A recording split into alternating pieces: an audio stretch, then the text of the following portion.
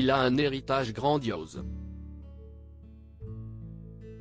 Vincent Fernandel est le petit-fils de l'immense Fernandel, qui a marqué des générations entières.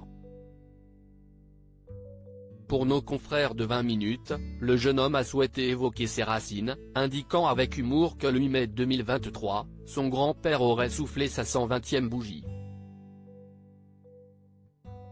Comme s'il avait pu les atteindre, s'il avait mangé un peu moins de viande ou autre, enchaîne-t-il.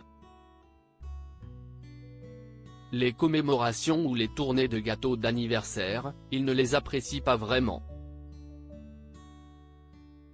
Lui, ce qu'il préfère, si est aller à la rencontre du public au cinéma l'Eden à la Ciotat, si est gay, si est joyeux.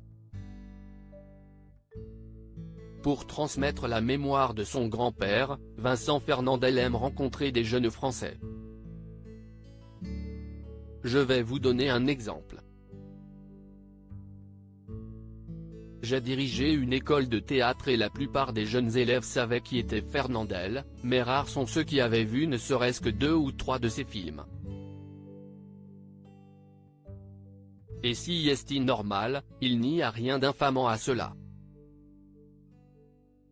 Je sais très bien qu'à un moment donné le temps passe et qu'on ne peut pas être et avoir été, même si on s'appelle Fernandel.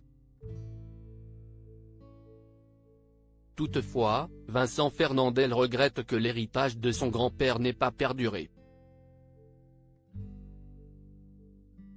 Il ne reste rien du tout. Le buste devant son lieu de naissance. Je ne connais pas le sculpteur et ne veux pas être blessant, mais il est très à côté de la plaque il me semble.